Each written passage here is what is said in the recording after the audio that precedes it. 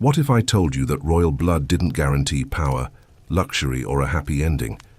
That for some, being born into a family of unimaginable wealth and privilege might mean facing a future filled with shame, secrecy, and heartache. This is the tragic story of royal children born with Down syndrome, kids whose destinies were sealed the moment they took their first breath. Let's set the scene. You're born into a world where your every move is scrutinized, your bloodline is the most important thing about you, and your worth is often measured by your ability to carry on the family name. Now imagine that you're born into this world, but you're different, and in royal circles, being different is the worst thing you can be. In medieval and early modern times, royal families were obsessed with maintaining their bloodlines, purity, and dominance. The stakes couldn't be higher. Every royal child was seen as a precious commodity. They were expected to inherit, rule, and uphold the empire's legacy. But what happens when nature doesn't follow the script? What happens when the child born into this pristine world isn't perfect? Down syndrome, or what we used to call Mongolism, was seen as a curse. A royal child born with this condition would have their entire future, not just their life, dictated by it. Not because they were any less of a person, but because the political and social structures of the time left no room for imperfection. Picture this. It's the late 18th century and George III, King of England, is struggling to hold his sanity together as he battles mental illness. The pressure to produce a perfect heir is unimaginable. But then, his wife, Queen Charlotte, gives birth to a son who defies the expectations.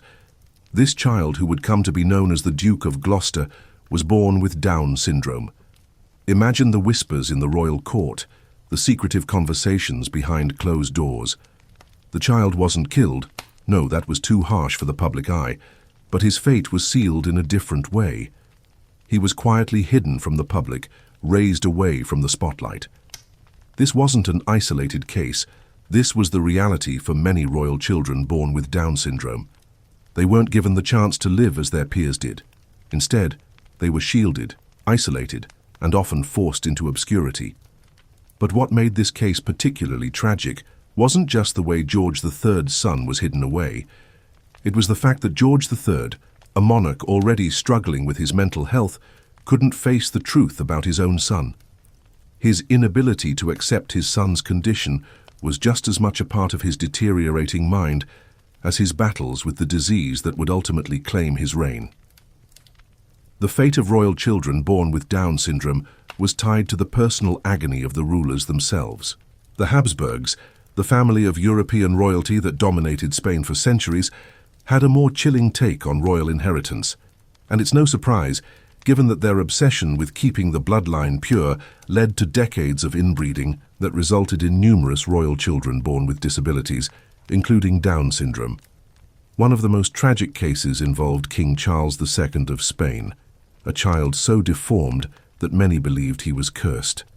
Charles II suffered from numerous physical and mental impairments, his condition possibly exacerbated by his family's centuries-long tradition of intermarriage.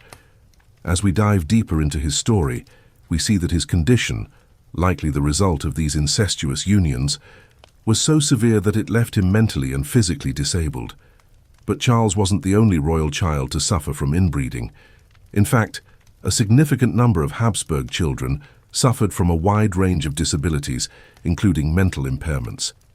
But it was Charles II who faced the most tragic fate. He was the last Habsburg ruler of Spain, and his reign was marked by constant illness, physical deformities, and a lack of any heirs. The Habsburgs, whose dynastic obsession with keeping the family bloodline intact had led to inbreeding, found themselves staring at the collapse of their empire, all because their royal children had inherited genetic disorders from centuries of intermarriage.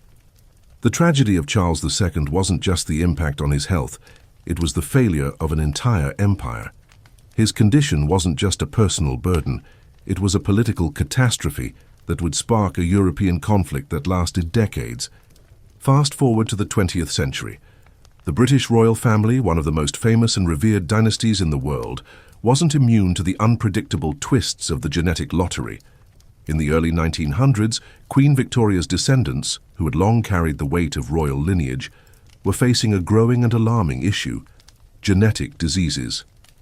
Hemophilia, the most famous example, spread like wildfire through the family, creating a legacy of suffering.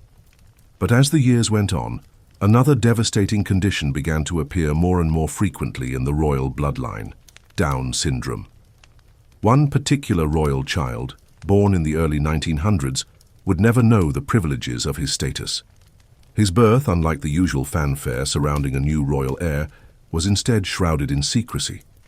This child, a direct descendant of Queen Victoria's line, was not only hidden from the public eye, but also from his own family. His very existence was kept in the dark, a tightly guarded secret. Rumors spread quickly within royal circles. This child, born with Down syndrome, was seen as a political liability, a blemish on the family's flawless facade. The whispers in the palace corridors spoke of the immense shame the family felt, not just as parents, but as the very epitome of monarchy and power. This royal child was a reminder that even in the rarefied air of royalty, fate could be cruel. His story mirrored those of so many royal children before him, children whose lives were discarded, their very existence erased from history. For the royal family, this child's life was a tragedy that simply couldn't be allowed to reach the public eye. His name was quietly erased from the family tree, his accomplishments, if any, buried in silence. There were no portraits of him to hang in the royal galleries, no ceremonies to mark his birth or any milestones in his life. He wasn't allowed the dignity of a proper title or recognition. His existence was wiped from the historical record, an unfortunate footnote that was never meant to be discussed. It wasn't just the royal family that turned their backs on him. Society as a whole rejected him, seeing his condition not only as a personal misfortune, but a national embarrassment. Down syndrome in the royal context wasn't just a family tragedy. It was a scandalous mark of imperfection in a world where perfection was everything. The history of royal children born with Down syndrome is riddled with silence. A silence so profound that it's as if their very existence was a shameful secret. Their stories, carefully concealed in private records, hidden away in long-forgotten royal archives, paint a chilling portrait of a world where perfection was not just admired, it was demanded. In this world, anything less than perfection was not only unacceptable, it was intolerable. For royal families, where power and prestige were paramount, there was no room for imperfection and certainly no place for a child whose condition threatened to shatter the illusion of flawless bloodlines. The question that lingers, though, is why these children were forced into the shadows. Why were their lives so casually erased from history, their stories left to rot in the deepest, darkest corners of royal palaces and archives? Why was their fate sealed the moment they were born, condemned to a life of silence and obscurity, simply because they carried the bloodline of kings and queens? Why weren't they given the opportunity to live as their own person, to enjoy a life of dignity, despite their condition? Why wasn't their humanity honored and their potential allowed to flourish? This wasn't simply about power, wealth, or tradition. It was about something much deeper: shame. For centuries, royal families hid children born with Down syndrome, not because of any inherent flaw in the child, but because of the deep-rooted fear of public opinion. The royal family was a symbol of perfection, of divine right and unblemished lineage, and the thought of a child born with a condition that was viewed as an imperfection was seen as a stain on the family's legacy. It wasn't just the child's life that was affected, it was the very foundation of the royal family's image. For them, the idea of imperfection, of a flaw in the bloodline, was unthinkable. The presence of a child born with Down syndrome wasn't just a personal tragedy, it was a direct challenge to their power. It was an affront to their carefully constructed image of divine right, unbroken heritage, and the idea that their family was destined to rule without flaw or interruption. The legacy of royal children born with Down syndrome is not just about their tragic lives, it's about what their stories represent.